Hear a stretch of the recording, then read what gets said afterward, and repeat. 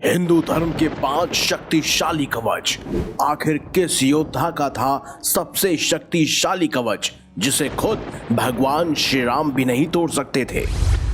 आप देख रहे हैं मिस्टीरियस हिंदू। तो चलिए अब करते हैं ज्ञान की बात। वीडियो में आगे बढ़ने से पहले हमारे चैनल को सब्सक्राइब अवश्य करें और बेल आइकन जरूर दबाएं। साथ ही कमेंट बॉक्स में जय श्री राम अवश्य लिखिएगा।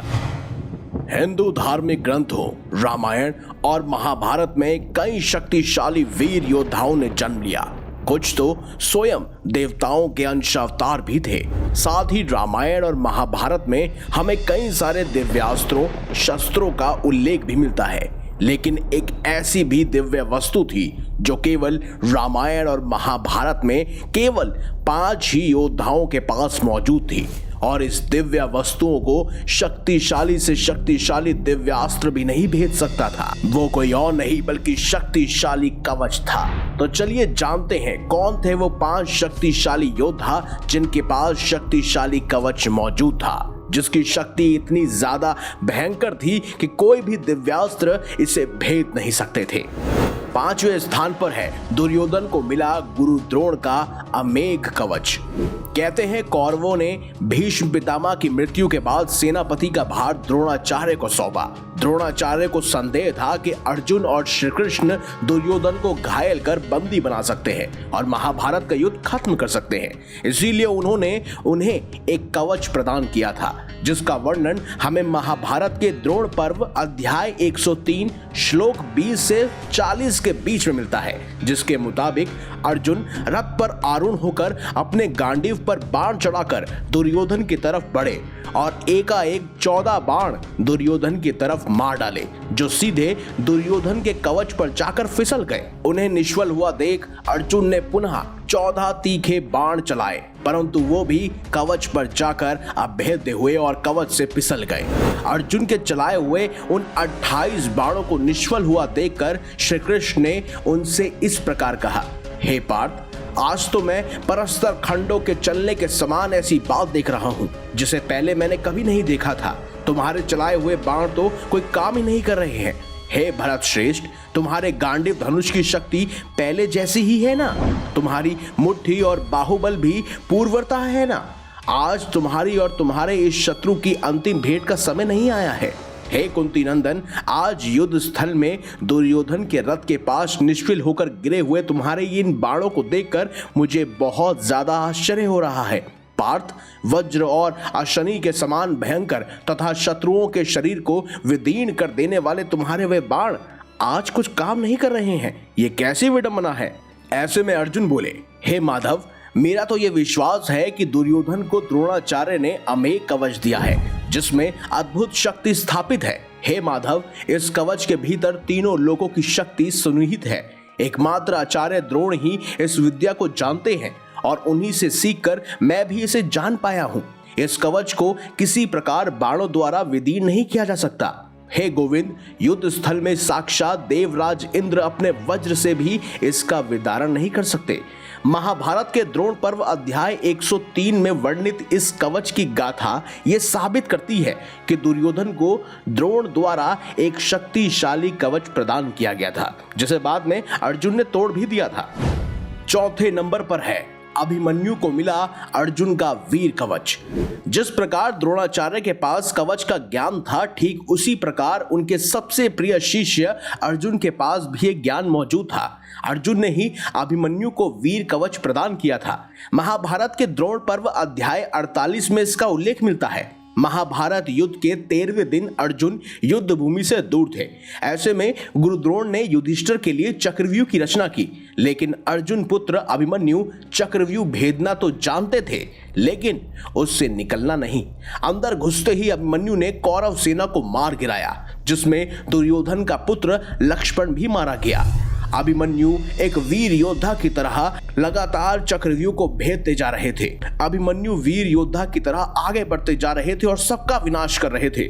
उसे देखकर द्रोणाचार्य के पास ही खड़े अभिमन्यु के बाणों से घायल हुए कर्ण ने कहा, हे द्रोण, आखिर हमारे कोई भी बाण अभिमन्यु का कुछ क्यों नहीं बिगाड़ पा रहे हैं? द्रोणाचार्य ठाका मारकर हंसते हुए धीरे धीरे कर्ण से बोले, हे कर्ण, अभिमन्यु का कवच अभेद्य है। ये तरुण वीर शीघ्रता पूर्वक पराक्रम प्रकट करने वाला है। यह वीर कवच है। मैंने इसके पिता को कवच धारण करने की विधि बताई थी।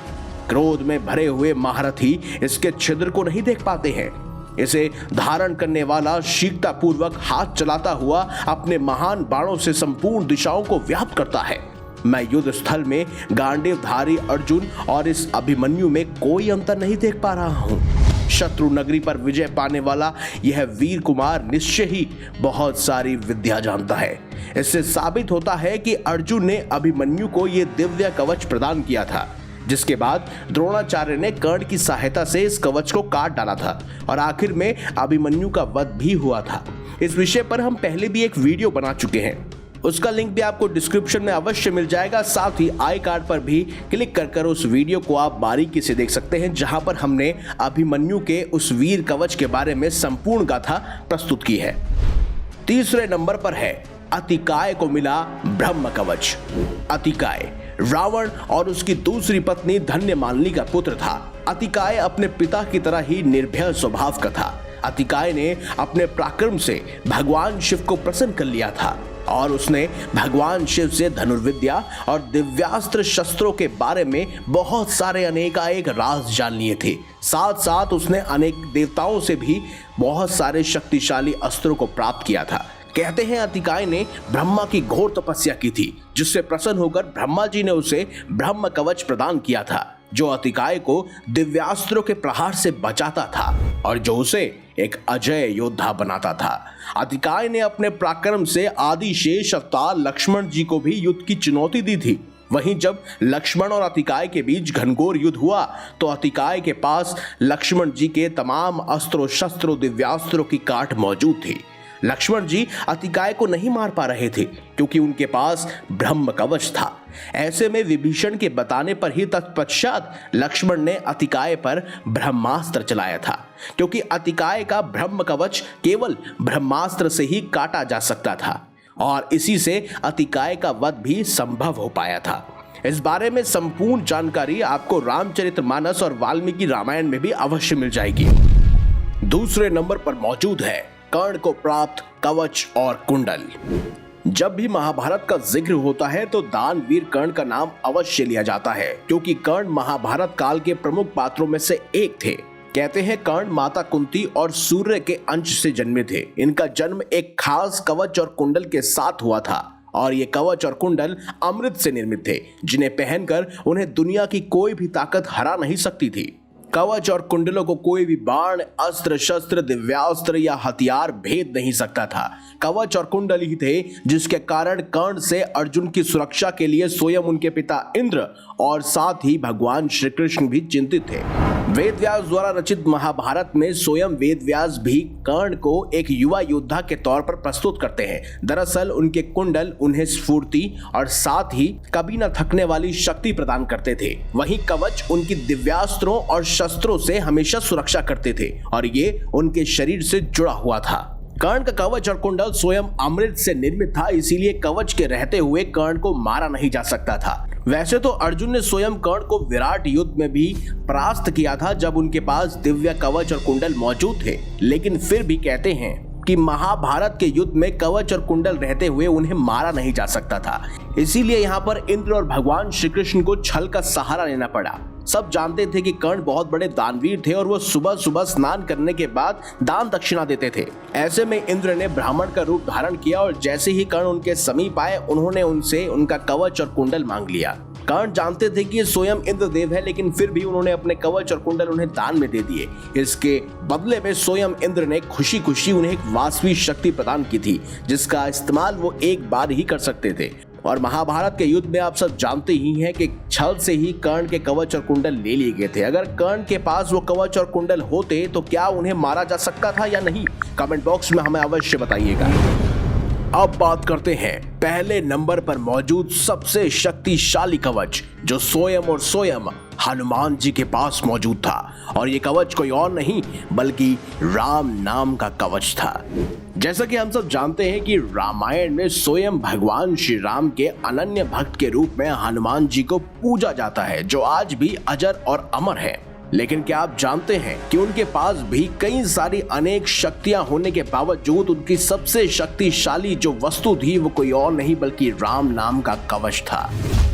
कहते हैं जब भगवान श्री राम और हनुमान जी का महायुद्ध हुआ था तब उस समय में स्वयं भगवान राम के द्वारा छोड़े गए शक्तिशाली राम बाण को हनुमान जी के राम कवच ने निरस्त कर दिया था। इसका वर्णन हमें हरिवंश पुराण में भी मिलता है। दरअसल एक बार राजा ययाति ने स्वयं गुरु विश्वामित्र की निंदा कर दी थी, जिस वजह से गुरु विश्वामित्र बहुत ही रुष्ट हो गए थे और गुरु विश्वामित्र के निर्देश अनुसार भगवान श्री राम को राजा ययाति को मारना था। संकट की इस घड़ी में राजा ययाति ने श्री हनुमान जी की शरण मांगकर चतुराई का परिचय दिया। श्री हनुमान जी ने माता अंजनी के आदेश पर राजा ययाति को उनकी सुरक्षा करने का वचन दे दिया, क्योंकि श्री हनुमान जी भी महाज्ञानी और चतुर थे। स्वयं गुरु विश्वामित्र के निर्देश अनुसार भगवान श्री राम को ययाति को मारना था, लेकिन हनुमान जी को ययाति को बचाना था। ऐसे में हनुमान जी अपने ही आराध्य भगवान श्री राम से कैसे लड़ सकते थे। दोनों ही सेनाओं के बीच में महायुद्ध छिड़ा हुआ था। जब सामने हनुमान जी और श्री राम आए तब ऐसे में भगवान श्री राम ने कई बार हनुमान जी से कहा कि वो पीछे हट जाए, लेकिन हनुमान जी अपनी माता को दिए हुए वचन से कैसे दूर हो सकते थे। ऐसे में वो युद्ध भूमि पर टिके रहे। ऐसे में स्वयं भगवान श्री राम को अपना सबसे भयंकर राम बाण उनके ऊपर चलाना पड़ा। जैसे ही भगवान श्री राम ने राम बाण हनुमान जी की तरफ चलाया तभी भगवान श्री हनुमान ने राम नाम का जाप शुरू कर दिया और देखते ही देखते राम नाम का कवच उनके चारों तरफ स्थापित हो गया, जिसे स्वयं भगवान श्री राम का सबसे शक्तिशाली राम बाण भी काट नहीं पाया। ये देखकर स्वयं भगवान श्री राम, लक्ष्मण जी और विश्वामित्र बेहद ही हैरान थे। इसके बाद युद्ध तो टल गया, लेकिन राम नाम का कवच सर्वदा प्रसिद्ध हो गया। आप भी राम नाम का जाप कर इस कवच को अपने चारों तरफ स्थापित कर सकते हैं। तो यही थे रामायण और महाभारत के 5 सबसे शक्तिशाली कवच। आपके हिसाब से इन 5 में से कौन सा कवच सबसे शक्तिशाली था? कमेंट बॉक्स में हमें अवश्य बताएं। अगर आपको ये वीडियो अच्छी लगी है तो लाइक करें, हमारे चैनल को सब्सक्राइब करें और ज्यादा से ज्यादा शेयर भी करें। तो मिलेंगे अगली बार एक नई खास वीडियो के साथ। तब तक देखते रहिए संपूर्ण ज्ञान का केंद्र बिंदु मिस्टीरियस हिंदू।